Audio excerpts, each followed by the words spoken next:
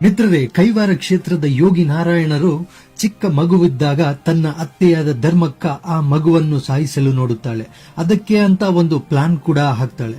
ಆದ್ರೆ ಏನೂ ತಿಳಿಯದ ಆ ಮುದ್ದು ಕಂದಮ್ಮ ಆ ದೇವರ ಪವಾಡದಿಂದ ಬದುಕುತ್ತಾನೆ. ಹೀಗೆ ಆ ಮಗು ಬದುಕಿದ್ದಾದ್ರೂ ಹೇಗೆ, ಮತ್ತು ಧರ್ಮಕ್ಕನಿಗೂ ಯೋಗಿ ನಾರಾಯಣರ ಕುಟುಂಬಕ್ಕೂ ಇದ್ದ ಗಲಾಟೆಯಾದ್ರೂ ಏನು? ಈಗ ಕೈವಾರ ಕ್ಷೇತ್ರದಲ್ಲಿ ದೇವರಂತೆ ದಿನನಿತ್ಯ ಪೂಜೆಗಳನ್ನು ಮಾಡುತ್ತಿರುವ ಆ ದೇವರ ಬಾಲ್ಯದ ಕಥೆಯಾದ್ರೂ ಏನಿರಬಹುದು ಎಂದು ಕೆಲವು ಪುಸ್ತಕಗಳನ್ನು ಓದಿದಾಗ ನನಗೆ ಸಿಕ್ಕ ಕೆಲವು ಆಶ್ಚರ್ಯಕರವಾದ ಘಟನೆಗಳನ್ನು ಈ ಭಾಗದಲ್ಲಿ ಹೇಳುತ್ತಿದ್ದೇನೆ. ಈ ವಿಡಿಯೋ ಕೇವಲ ಬಾಲ್ಯದಲ್ಲಿ ನಡೆದದ್ದು ಮಾತ್ರ. ಈ ಭಾಗವನ್ನು ಪ್ರೋತ್ಸಾಹಿಸಿದರೆ ನಾನು ಯೋಗಿ ನಾರಾಯಣರ ಬಗ್ಗೆ ಇನ್ನೂ ಕೆಲವು ವಿಡಿಯೋಗಳನ್ನು ಮಾಡುತ್ತೇನೆ. ಸ್ನೇಹಿತರೆ, ಶ್ರೀ ಕ್ಷೇತ್ರವೆಂದೇ ಸುಪ್ರಸಿದ್ಧವಾಗಿರುವ ಕೈವಾರವು ಕರ್ನಾಟಕದ ಚಿಕ್ಕಬಳ್ಳಾಪುರ ಜಿಲ್ಲೆಯ ಚಿಂತಾಮಣಿ ತಾಲೂಕಿನಲ್ಲಿದೆ. ಕೈವಾರವು ಒಂದು ಕಾಲಕ್ಕೆ ಕೈವಾರ ನಾಡಾಗಿತ್ತು. ದೇಶೀಯ ಸಂಸ್ಥಾನವಾಗಿ ರಾಜ ವೈಭವದಿಂದ ಮೆರೆದಿದ್ದ ಕೈವಾರ ನಾಡು ಗಂಗಾಬಾಣ, ನೊಣಂಬಾದಿ ಅರಸು ಮನೆತನಗಳನ್ನು ಗಮನ ಸೆಳೆದಿತ್ತು. ಮರಾಠರು ಹೈದರ್ ಅಲಿ ಖಾನ್ ಮತ್ತು ಟಿಪ್ಪು ಸುಲ್ತಾನರನ್ನು ಪ್ರಭಾವಿತರನ್ನ ಮಾಡಿತ್ತು ಎಂದು ಅಂಬಾಜಿ ದುರ್ಗ ಮತ್ತು ರಹಮಾನ್ ಗಢ್ಗಳಲ್ಲಿರುವ ಶಾಸನಗಳು ಹೇಳುತ್ತಿವೆ. ಕೃತ ಯುಗದಲ್ಲಿ ದೇವಾಸುರ ಸಂಗ್ರಾಮದಲ್ಲಿ ಅಮರೇಂದ್ರ ಸ್ವಾಮಿ ದದೀಚಿ ಮುನಿಯ ಬೆನ್ನುಮೂಳೆಯನ್ನು ವಜ್ರಾಯುಧವನ್ನಾಗಿ ಮಾಡಿಕೊಂಡು ರುದ್ರಾಸುರನೆಂಬ ರಾಕ್ಷಸನನ್ನು ಮರ್ದಿಸಿದ ನಂತರ ಹತ್ಯಾದೋಷ ನಿವಾರಣೆ ಮಾಡಿಕೊಳ್ಳಲು ಋಷಿಮುನಿಗಳ ಸಲಹೆಯಂತೆ ಭೂಲೋಕದಲ್ಲಿ ಅಮರೇಂದ್ರನು ನಾರಾಯಣ ಪ್ರತಿಷ್ಠಾಪನೆ ಮಾಡ್ತಾರೆ. ಇದರಿಂದಲೇ ಅವರಿಗೆ ಅಮರನಾರಾಯಣ ಎಂದು ಪ್ರಸಿದ್ಧ ಕೂಡ ಪಡೆದುಕೊಂಡ್ರು. ಅಮರೇಂದ್ರರು ನಾರಾಯಣ ಮತ್ತು ಶ್ರೀದೇವಿ ಭೂದೇವಿಯರನ್ನು ಸ್ವಹಸ್ತದಿಂದ ಪ್ರತಿಷ್ಠಾಪಿಸಿ ಕೈವರ ಎಂದು ಹೆಸರಿಗೆ ಕಾರಣವಾದರು. ಕೈವರ ಎಂದರೆ ಬೇಡಿದ ಕೈಗಳಿಗೆ ವರಗಳನ್ನು ಕೊಡುವುದು ಎಂದರ್ಥ. ಅದರಿಂದಲೇ ಈ ಜಾಗವು ಕೈವಾರವಾಗಿ ಪ್ರಸಿದ್ಧವಾಯಿತು. ಅಮರನಾರಾಯಣ ಸ್ವಾಮಿ ಪ್ರತಿಷ್ಠಾಪನೆಯ ಸಮಯದಲ್ಲಿ ಸೂರ್ಯದೇವರು ತನ್ನ ರಥವನ್ನು ಗಗನ ಮಾರ್ಗದಲ್ಲಿ ಒಂದು ಕ್ಷಣಕಾಲ ನಿಲ್ಲಿಸಿದಾಗ ರಥದ ಒಂದು ಚಕ್ರದ ನೆರಳು ಈ ಪ್ರದೇಶದ ಮೇಲೆ ಬಿದ್ದಿದೆ ಎಂದು ಈ ಸ್ಥಳಕ್ಕೆ ಏಕಚಕ್ರಪುರಿ ಎಂದು ಕೂಡ ಕರೆಯುತ್ತಾರೆ. ಹೀಗೆ ಕೈವಾರ ಕ್ಷೇತ್ರಕ್ಕೆ ತುಂಬಾ ವೈಶಿಷ್ಟ್ಯಗಳಿದೆ ಸ್ನೇಹಿತರೆ. ಇನ್ನು ಯೋಗಿ ನಾರಾಯಣರ ಬಾಲ್ಯದ ಬಗ್ಗೆ ತಿಳಿದುಕೊಳ್ಳೋದಾದ್ರೆ, ಕೈವಾರದಲ್ಲಿನ ಬಳೆಗಾರರ ಕುಟುಂಬದಲ್ಲಿ ಕೊಂಡಪ್ಪ ಮತ್ತು ಮುದ್ದಮ್ಮ ಎಂಬ ಪವಿತ್ರ ದಂಪತಿಗಳು 18ನೇ ಶತಮಾನದಲ್ಲಿ ವಾಸಿಸುತ್ತಿದ್ದರು. ಕೊಂಡಪ್ಪನವರು ಅಮರನಾರಾಯಣ ಸ್ವಾಮಿಯ ಭಕ್ತ ಆಗಿದ್ದರು. ದಿನನಿತ್ಯ ಒಂದು ಬುಟ್ಟಿ ಹೂವು ಮತ್ತು ತುಳಸಿಯನ್ನು ದೇವಸ್ಥಾನಕ್ಕೆ ತಂದುಕೊಟ್ಟು ನಂತರ ಅವರು ಬಳೆ ಮಲ್ಹಾರವನ್ನು ಎಗಲೇರಿಸುತ್ತಿದ್ದರು. ಈ ಬಳೆ ವ್ಯಾಪಾರವನ್ನು ದುಡ್ಡಿನ ಆಸೆಗಾಗಿ ಮಾಡಿದವರಲ್ಲ, ಶ್ರೀ ಮಹಾಲಕ್ಷ್ಮಿಯ ಸೇವೆ ಎಂದು ಭಾವಿಸುತ್ತಿದ್ದರು. ಇವರ ಪತ್ನಿ ಪರಮ ಸಾಧ್ವೀಮಣಿ.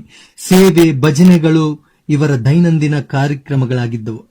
ಕೊಂಡಪ್ಪನವರದ್ದು ಮಧ್ಯಮ ವರ್ಗದ ಕುಟುಂಬ. ಇವರ ಮನೆಯಲ್ಲಿ ಕೊಂಡಪ್ಪನವರು ತನ್ನ ಹೆಂಡತಿ ಮುದ್ದಮ್ಮ, ತನ್ನ ಸಹೋದರಿ ಧರ್ಮಕ್ಕ ಮತ್ತು ಆಕೆಯ ಪತಿ ಇದ್ದರು.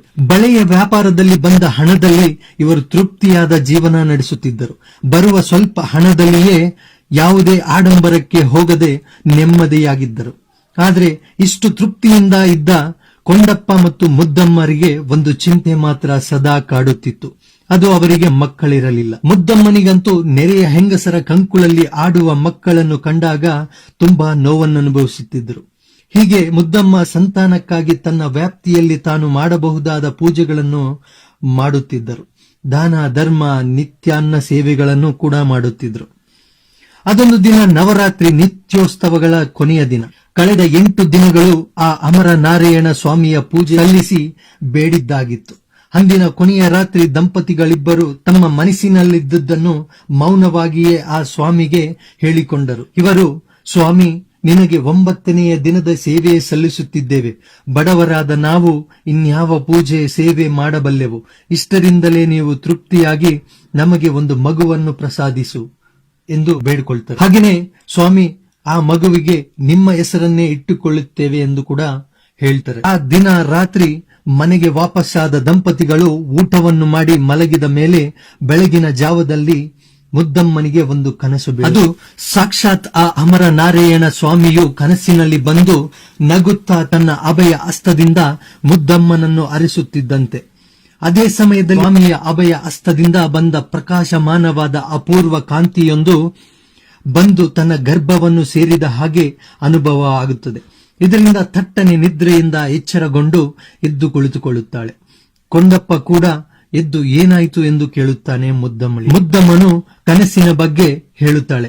ಇದನ್ನು ಕೇಳಿದ ಕೊಂಡಪ್ಪ ಒಳ್ಳೆಯದು, ದೇವರು ಆಶೀರ್ವದಿಸಿದ್ದಾರೆ ಎಂದು ಹೇಳುತ್ತಾರೆ. ಕಾಲಕ್ರಮೇಣ ಮುದ್ದಮ್ಮ ಗರ್ಭವತಿಯಾದಳು.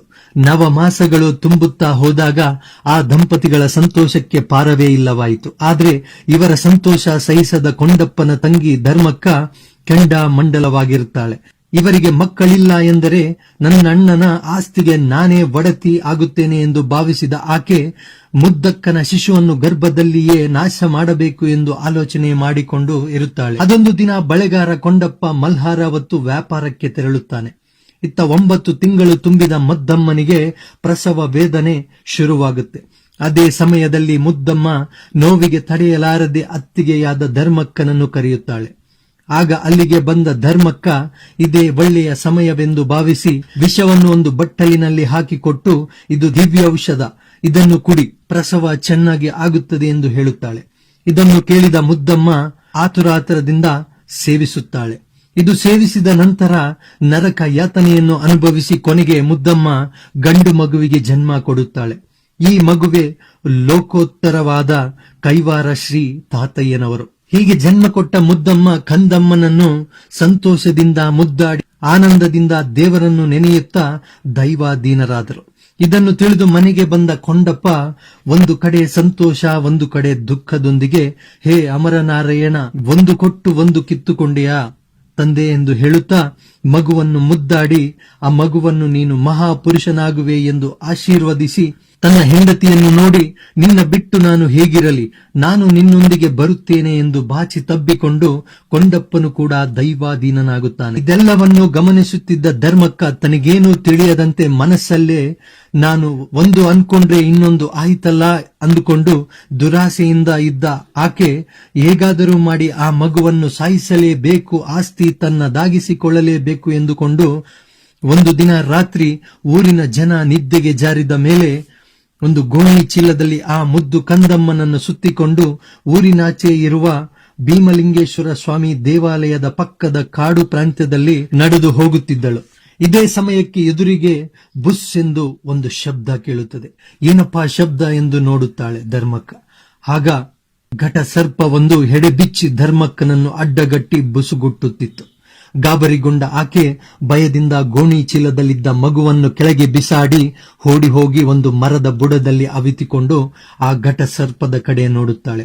ಆಗ ಆ ಸರ್ಪ ಮಗುವಿಗೆ ನೆರಳನ್ನು ಕೊಡುವ ರೀತಿ ಹೆಡೆಬಿಚ್ಚಿ ರಕ್ಷಿಸುತ್ತಿತ್ತು. ಇದನ್ನು ಕಂಡ ಧರ್ಮಕ್ಕ ಈ ಮಗುವು ದೈವಾಂಶ ಸಂಭೂತನೆ ಎಂದು ಅರಿತಳು. ಹೀಗೆ ಇದ್ದಂತೆ ಬೆಳಗಾಗುತ್ತದೆ.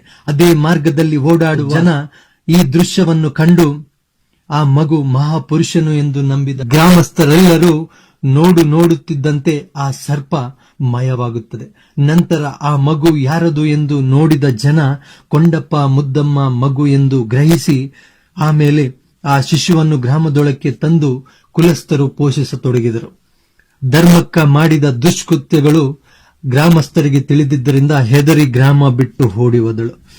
ಮಗು ಮಾತ್ರ ಕುಲ ಮತ ಭೇದಗಳಿಲ್ಲದೆ ಎಲ್ಲರ ಮನೆಯಲ್ಲೂ ಬೆಳೆಯತೊಡಗಿತು. ಹೀಗೆ ಬೆಳೆದ ಮಗುವು ಬಾಲ್ಯದಲ್ಲಿಯೇ ಅನುದಿನವೂ ಅಮರನಾರಾಯಣ ಸ್ವಾಮಿಗೆ ಹಾಗೂ ಭೀಮಲಿಂಗೇಶ್ವರ ಸ್ವಾಮಿಗೆ ತುಳಸಿ ಮಾಲೆಯನ್ನು ಹಾಕಿ ಭಕ್ತಿಯಿಂದ ಪೂಜೆ ಮಾಡಿ ಮತ್ತೆ ಊಟ ಮಾಡುತ್ತಿದ್ದರು. ಕೇಳಿದ್ರಲ್ಲ ಸ್ನೇಹಿತರೆ, ಯೋಗಿ ನಾರಾಯಣರ ಬಾಲ್ಯದ ಕತೆ ಇದು.